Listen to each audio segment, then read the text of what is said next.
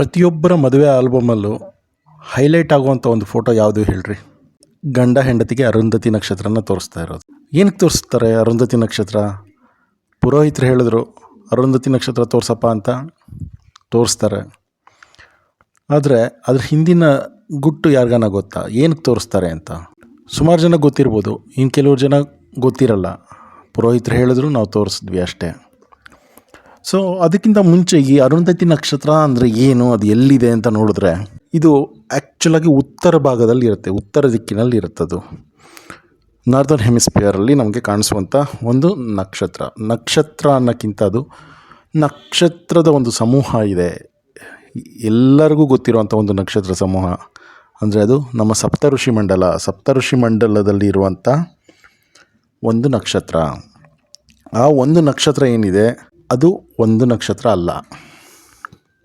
ಏನಪ್ಪ ಇದು ಒಂದು ನಕ್ಷತ್ರ ಏನಿದೆ ಅದು ಒಂದು ನಕ್ಷತ್ರ ಅಲ್ಲ ಅಂತ ಅಂದರೆ, ಅದು ಎರಡು ನಕ್ಷತ್ರಗಳು ಸೇರಿರುವಂಥ ಟ್ವಿನ್ ಸ್ಟಾರ್ ಸಿಸ್ಟಮ್ ಅಂತ ಕರೀತಾರಲ್ಲ ಅದು. ನಮ್ಮ ಗ್ಯಾಲಾಕ್ಸಿಲೇ ಸುಮಾರು ಟ್ವಿನ್ ಸ್ಟಾರ್ಸ್ ಇದ್ದಾವೆ. ಆದರೆ ಅರುಂಧತಿ ನಕ್ಷತ್ರನೇ ಯಾಕೆ ತೋರಿಸೋದು ಅಂತ ಅಂದರೆ ಹೇಳ್ತೀನಿ. ಅದಕ್ಕಿಂತ ಮುಂಚೆ ಅದ್ರ ಬಗ್ಗೆ ಸೈಂಟಿಫಿಕ್ ಆಗಿ ಒಂದು ಸ್ವಲ್ಪ ತಿಳ್ಕೊಂಬಂದ್ಬಿಡೋಣ. ನಮ್ಮ ಮಿಲ್ಕಿ ವೇ ಗ್ಯಾಲಾಕ್ಸಿಲಿರುವಂಥ ಉರ್ಸಾ ಮೇಜರ್ ಅಂತ ಏನು ಕರೀತಾರೆ, ನಕ್ಷತ್ರ ಸಮೂಹದ ಒಂದು ಭಾಗ ಅದು.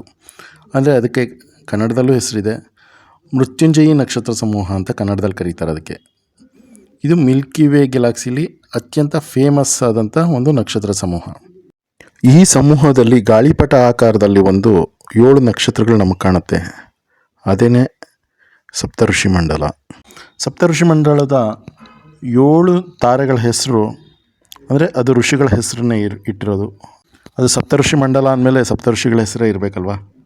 ಯಾರು ಸಪ್ತಋಷಿಗಳು? ಅತ್ರಿ, ಭಾರದ್ವಾಜ, ಗೌತಮ, ಜಮದಗ್ನಿ, ವಿಶ್ವಾಮಿತ್ರ, ವಸಿಷ್ಠ ಮತ್ತು ಕಶ್ಯಪ. ಈ 7 ಋಷಿಗಳ ಹೆಸರು ಆ ಸಪ್ತಋಷಿ ಮಂಡಲದ 7 ನಕ್ಷತ್ರಗಳ ಹೆಸರು ಆಗಿದೆ.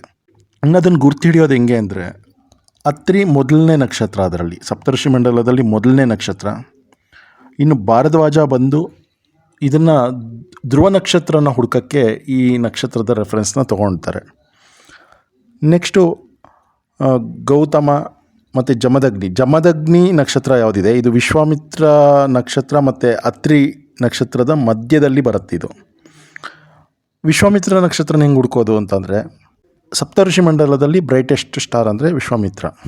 ವಸಿಷ್ಠ ನಕ್ಷತ್ರ ಹೆಂಗಪ್ಪ ಗೊತ್ತಾಗುತ್ತೆ ಅಂದರೆ, ಇದು ಬೈನರಿ ಸ್ಟಾರ್ ಸಿಸ್ಟಮ್, ಅಂದರೆ ಇದು ಜೋಡಿ ನಕ್ಷತ್ರ ಇದು. ನೆಕ್ಸ್ಟು ಕಶ್ಯಪ ಅಂದರೆ ಅದು ಕೊನೆಯ ನಕ್ಷತ್ರ ಯಾವುದಿದೆ ಅದು ಕಶ್ಯಪ. ಇದು ನಮ್ಮ ಸಪ್ತಋಷಿ ಮಂಡಲದ ಚಿತ್ರಣ. ಈ ಸಪ್ತಋಷಿ ಮಂಡಲನ ನಾರ್ಮಲಾಗಿ ನಾವು ಜನವರಿಯಿಂದ ಜುಲೈವರೆಗೂ ಸಂಜೆ ಹೊತ್ತಿನಲ್ಲಿ ಸ್ಪಷ್ಟವಾಗಿ ಕಾಣುತ್ತೆ ನಮಗೆ. ಆವಾಗಲೇ ಹೇಳ್ದಂಗೆ ಈ ಭಾರದ್ವಾಜ ನಕ್ಷತ್ರ ಏನಿದೆ ಅದ್ರ ಮುಖಾಂತರ ನಮಗೆ ಧ್ರುವ ತಾರೆಯನ್ನು ಹುಡುಕ್ತಾರೆ. ಧ್ರುವ ತಾರೆ ಏನಕ್ಕೆ ಫೇಮಸ್ ಅಂದರೆ, ಅದನ್ನು ಪೋಲ್ ಸ್ಟಾರ್ ಅಂತ ಕೂಡ ಕರೀತಾರೆ. ಈಗಿನ ಹಳೆ ಕಾಲದಲ್ಲಿ ನಮಗೆ GPS ಇದೆಲ್ಲ ಇರೋಕ್ಕಿಂತ ಮುಂಚೆ ಹಡಗುಗಳು ಯಾವ ದಿಕ್ಕಿಗೆ ಚಲಿಸ್ತಾ ಇದೆ ಅನ್ನೋದನ್ನು ನಿರ್ಧರಿಸೋಕ್ಕೆ ಈ ಧ್ರುವ ತಾರೆನೇ ಮೇಯ್ನಾಗಿ ಅವರು ಆಧಾರವಾಗಿ ಇಟ್ಕೊಂಡು ಚಲಿಸ್ತಾಯಿದ್ರು. ಈ ಸಪ್ತಋಷಿ ಮಂಡಲನ ನೀವೇನಾರ ಆಕಾಶದಲ್ಲಿ ಕರೆಕ್ಟಾಗಿ ಎಲ್ಲಿದೆ ಅಂತ ಕರೆಕ್ಟಾಗಿ ಕಂಡುಹಿಡಿಬೇಕಾದ್ರೆ ಅದಕ್ಕೆ ಸುಮಾರು ಆ್ಯಪ್ಗಳು ಕೂಡ ಇದ್ದಾವೆ. ಸ್ಕೈಲಾರಿಯಮ್ ಅನ್ನೋ ಒಂದು ಆ್ಯಪ್ ಇದೆ, ಸ್ಕೈ ಸ್ಕ್ಯಾನರ್ ಅನ್ನೋ ಆ್ಯಪ್ ಇದೆ. ಅದ್ರ ಮುಖಾಂತರ ನೀವು ಆಕಾಶದಲ್ಲಿ ಯಾವ್ಯಾವ ಗ್ರಹಗಳು, ಯಾವ್ಯಾವ ನಕ್ಷತ್ರಗಳು ಎಲ್ಲೆಲ್ಲಿದೆ ಅನ್ನೋದನ್ನು ಕ್ಲೀನಾಗಿ ಹುಡುಕ್ಕೋಬೋದು. ಇನ್ನು ವಾಪಸ್ ನಮ್ಮ ಟಾಪಿಕ್ಗೆ ಅಂದರೆ ಅರುಂಧತಿ ನಕ್ಷತ್ರದ ವಿಷಯಕ್ಕೆ ಬಂದರೆ, ಮದುವೆಯಲ್ಲಿ ಏನಕ್ಕೆ ಅರುಂಧತಿ ನಕ್ಷತ್ರನ ತೋರಿಸ್ತಾರೆ ಅಂತ ಅಂದರೆ, ಆವಾಗಲೇ ಹೇಳ್ದಂಗೆ ಇದು ಒಂದು ಬೈನರಿ ಸ್ಟಾರ್ ಸಿಸ್ಟಮ್, ಅಂದರೆ 2 ನಕ್ಷತ್ರಗಳಿದೆ. ಸುಮಾರು ಟ್ವಿನ್ ಸ್ಟಾರ್ ಸಿಸ್ಟಮ್ ನಮ್ಮ ಗ್ಯಾಲಾಕ್ಸಿಲೇ ಇದ್ದರೂ ಕೂಡ ಇದರ ವಿಶೇಷತೆ ಏನಪ್ಪ ಅಂದರೆ, ನಾರ್ಮಲಾಗಿ ಎಲ್ಲ ಟ್ವಿನ್ ಸ್ಟಾರ್ಗಳು ಒಂದು ನಕ್ಷತ್ರ ಕಾನ್ಸ್ಟೆಂಟ್ ಆಗಿರುತ್ತೆ, ಇನ್ನೊಂದು ನಕ್ಷತ್ರ ಅದು ಸುತ್ತಾ ಇರುತ್ತೆ.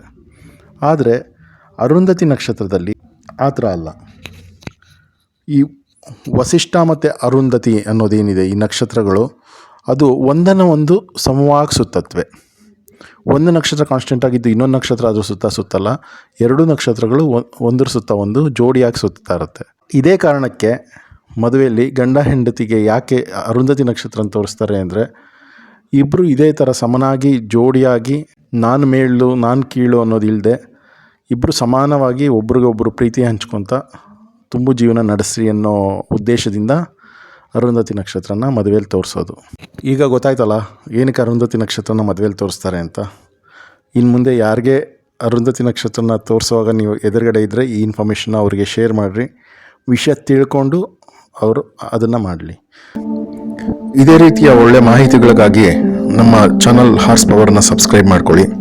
ಜೊತೆಗೆ ಬೆಲ್ ಐಕಾನ್ ಕ್ಲಿಕ್ ಮಾಡೋದು ಮರಿಬೇಡ್ರಿ. ನಾವು ಯಾವುದೇ ಹೊಸ ಪೋಸ್ಟ್ ಹಾಕಿದಾಗಲೂ ನಿಮಗೆ ಅದು ತಕ್ಷಣ ಸಿಗತ್ತೆ. ನಿಮ್ಮ ಮಧ್ಯೆ ಬಾಂಧವ್ಯ ಇನ್ನೂ ಹೆಚ್ಚಾಗುತ್ತೆ.